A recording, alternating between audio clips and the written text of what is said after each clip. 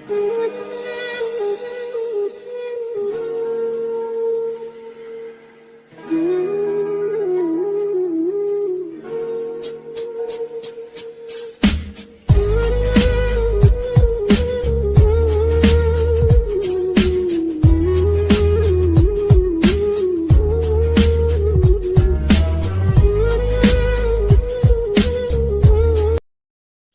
ਸੱਜਣੋ ਤੇ ਬੇਲੀਓ, ਕੀ ਹਾਲ ਨੇ। ਤੁਹਾਡਾ ਆਪਣਾ ਵੀਰ ਅਲੀ ਤੇ ਤੁਸੀਂ ਦੇਖ ਰਹੇ ਹੋ ਸਾਡਾ YouTube channel Ali Faisalabadi life changer. ਤੇ ਗੱਲ ਕੁਛ ਇੱਦਾਂ ਵਾ ਕਿ ਜਿੱਥੇ ਇਨਸਾਨ ਪੈਦਾ ਹੋਇਆ ਹੋਵੇ, ਜਿਸ ਮੁਲਕ ਦੇ ਵਿੱਚ, ਉਸ ਸ਼ਹਿਰ ਨਾਲ ਬੜੀ ਮੁਹੱਬਤ ਹੁੰਦੀ ਹੈ। ਤੇ ਕੋਈ ਬੰਦਾ ਐਸਾ ਨਹੀਂ ਹੋ ਸਕਦਾ ਜਿਹੜਾ ਫੈਸਲਾਬਾਦ ਨਾਲ ਨਾ ਵਾਕਫ ਹੋਵੇ। ਤੇ ਅੱਜ ਫੈਸਲਾਬਾਦ ਦੇ ਗਰਾਊਂਡ ਦੇ ਵਿੱਚ ਅਸੀਂ ਖੜ੍ਹੇ ਹਾਂ। ਪਹਿਲੇ ਤਾਂ ਇਹਦੇ ਬੜਾ ਖੂਬਸੂਰਤ ਹੁੰਦਾ ਸੀ ਗਰਾਊਂਡ। ਇਹਦੇ ਪੌਦੇ, ਇਹਦੇ ਵਿੱਚ ਪਰਿੰਦੇ ਅਤੇ ਇਹਦੇ ਦਰੱਖਤ ਜਿਹੜੇ ਬੜੇ ਤਵੱਜਾ ਦਾ ਮਰਕਜ਼ ਹੁੰਦੇ ਸੀਗੇ। ਲੇਕਿਨ ਹੁਣ ਉਹ ਚੀਜ਼ਾਂ ਕੁਛ ਵੀ ਨਹੀਂ ਨਜ਼ਰ ਆ ਰਹੀਆਂ। ਇਹਨਾਂ ਦੇ ਬਾਰੇ ਥੋੜ੍ਹਾ ਜਿਹਾ ਆਪਣੇ ਇੱਥੇ ਦੇ ਜਿਹੜੇ ਲੋਕ ਨੇ ਉਹਨਾਂ ਕੋਲ ਪੁੱਛਦੇ ਇਹਦੀ ਵਜੂਹਾਤ ਕੀ ਹੋ ਸਕਦੀ।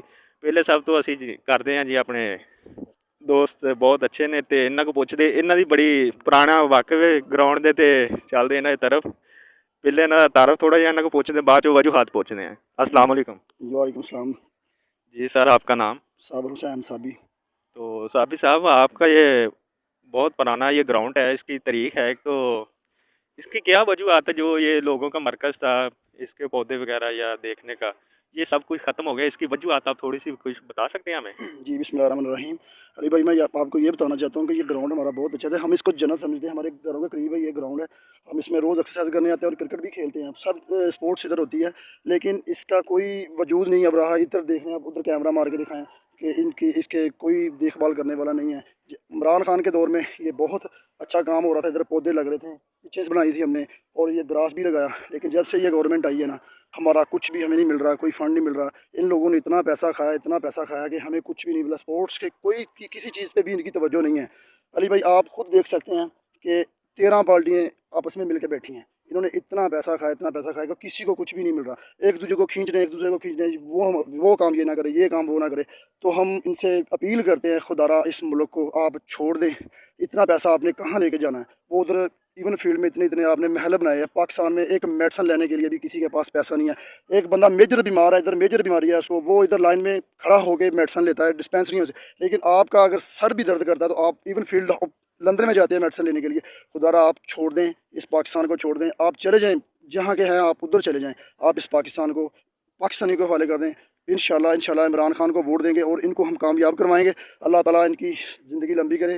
आप देखेंगे इंशाल्लाह, जब ये आएंगे, ये जितने भी चोर ना, ये पकड़े जाएंगे इंशाल्लाह। तो ये थे भाई के अपने दुख का इजहार, क्योंकि इनको बड़ों ने भी यहाँ ही ज़िंदगी बसर की है और अब इनकी बारी है जिसमें इंसान का बचपन और लड़कपन गुजरा हो और जवानी गुजरी हो। उस पर बहुत सा दुख होता है ये चीज़ें देख के, सब रौनकें देख के। और उसके बाद हमारे साथ एक भाई और खड़े हैं, अरफान साहब। उनसे भी थोड़ी सी इन्फॉर्मेशन ले लेते हैं कि क्या ये भाई की बात पे इत्तेफाक करते हैं या नहीं करते। अस्सलाम वालेकुम, बिस्मिल्लाहिर्रहमानिर्रहीम। मेरे दोस्त, एक ग्राउंड जी ना पहले भी बहुत अच्छी सी, लेकिन इस बहुत मेहनत की लड़कियों ने। कुछ फुटबालर आ, कुछ क्रिकेटर आ। इतने ग्राउंड बड़ी आबाद सी वाली, लेकिन बहुत मेहनत की लड़कियों ने। इतने सारे लड़के तकरीबन मसलन के कोई 60-70 के करीब लड़के आ, क्रिकेट वाले भी फुटबाल वाले भी। तो इत्थे दी रिहायशगाह जोड़े ना लोग, वो इस ग्राउंड की हिफाजत नहीं करन दिंदे हैगे। इत्थे तुसीं देख लो आन के ग्राउंड दे विच गड़ा जगह जगह ते ढेर लाए आ कूड़ियां दे उन्होंने। ठीक आ, जेड़ा भी आ, कोई छत के उपरों सिटदा वा, कोई इधर आ कायदे आज़म टाउन वाले आ, इन्होंने छत के उपरों बोरे भर भर के कूड़ियां दे ग्राउंड सिटदे आ। बड़ी मेहनत की इस ग्राउंड के बनाने नूं, लेकिन लड़के अक के अपने आप तो तंग आ गए, उन्होंने ग्राउंड की हिफाजत छड्ड दी। अपनी मदद आप दे तहत करदे लड़के। इत्थे पानी का निज़ाम भी बहुत मुश्किल सीगा। सारे लड़कियां ने अपने कोलों फंड जमा करके पानी लगवाया, खाला बनवाया, लेकिन गौरमेंट की कोई तवज्जो नहीं इत्थे, कोई भी किसी किस्म की। ਜਿਹੜੇ ਵੱਡੇ ਸਾਡੇ ਇੱਥੇ ਉਹ ਸਿਰਫ ਗਰਾਊਂਡ ਦਾ ਫੰਡ ਖਾਈ ਜਾ ਰਹੇ ਆ, ਕਿਸੇ ਕਿਸਮ ਦਾ ਕੋਈ ਰੁਪਿਆ ਨਹੀਂ ਲੱਗ ਰਿਹਾ ਇੱਥੇ। ਠੀਕ ਆ, ਸਿਰਫ ਮੁੰਡੇ ਆਪਣੀ ਮਦਦ ਆਪ ਦੇ ਤਹਿਤ ਕਰਦੇ ਕੰਮ।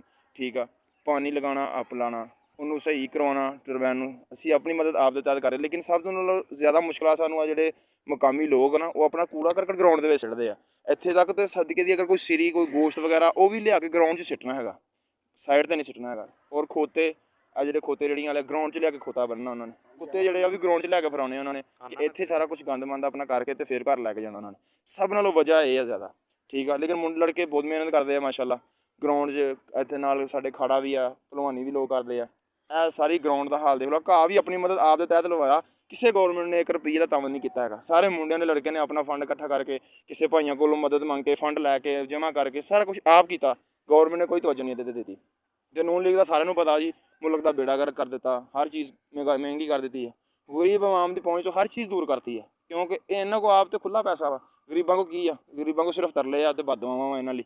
ਤੇ ਲਿਹਾਜ਼ਾ ਅਸੀਂ ਕਹਿੰਦੇ ਹਾਂ ਕੋਈ ਵੀ ਆਵੇ ਅੱਛਾ ਆਵੇ, ਠੀਕ ਆ। ਇਮਰਾਨ ਖਾਨ ਨੂੰ ਲੋਕ ਅੱਛਾ ਸਮਝ ਰਹੇ ਆ, ਅਸੀਂ ਵੀ ਖੁਦ ਇਮਰਾਨ ਖਾਨ ਦੇ ਸਪੋਰਟਰ ਹਾਂ, ਠੀਕ ਆ। ਲੇਕਿਨ ਅਸੀਂ ਉਹਨੂੰ ਚਾਹੁੰਦੇ ਹਾਂ ਕਿ ਉਹ ਅੱਗੇ ਆਵੇ, ਸਾਨੂੰ ਇੱਥੇ ਕਾਮਯਾਬੀ ਕਰਕੇ ਦਿਖਾਵੇ, ਸਾਨੂੰ ਪਤਾ ਲੱਗੇ ਕਿ ਵਾਕਈ ਕੋਈ ਅਸੀਂ ਲੀਡਰ ਚੁਣਿਆ ਵਾ। ਤੇ ਲਿਹਾਜ਼ਾ ਅਲੀ ਭਾਈ ਤੁਹਾਨੂੰ ਮਜ਼ੀਦ ਦੱਸ ਦਿੰਦੇ ਨੇ। ਤੇ ਨਾਜ਼ਰੀਨ, ਜਿੱਦਾਂ ਤੁਸੀਂ ਵੇਖਿਆ ਕਿ ਨੌਜਵਾਨਾਂ ਦੇ ਜੋ ਜਜ਼ਬਾਤ ਨੇ, ਇਹ ਸਿਆਸੀ ਸ਼ਖਸੀਅਤ ਨੂੰ ਵੀ ਇਸ ਦਾ ਤਵੱਜੋ ਦਾ ਮਰਕਜ਼ ਬਣਾ ਰਹੇ, ਤੇ ਇੱਥੇ ਜਿਹੜੇ ਰਿਹਾਇਸ਼ੀ ਲੋਕ ਨੇ ਉਹਨਾਂ ਨੂੰ ਵੀ ਤਵੱਜੋ ਦਾ ਮਰਕਜ਼ ਬਣਾ ਰਹੇ ਨੇ ਗਰਾਊਂਡ ਦਾ। ਤੇ ਇਸ ਦੇ ਨਾਲ ਹੀ ਅੱਜ ਦਾ ਆਪਣਾ ਪ੍ਰੋਗਰਾਮ ਆਪਣੇ ਇਖਤਮਾਮ ਨੂੰ ਪਹੁੰਚਿਆ। ਤੇ ਨਾਜ਼ਰੀਨ, ਮਿਲਾਂਗੇ ਅਗਲੇ ਪ੍ਰੋਗਰਾਮ ਦੇ ਵਿੱਚ। ਤੇ ਪਾਕਿਸਤਾਨ ਜ਼ਿੰਦਾਬਾਦ।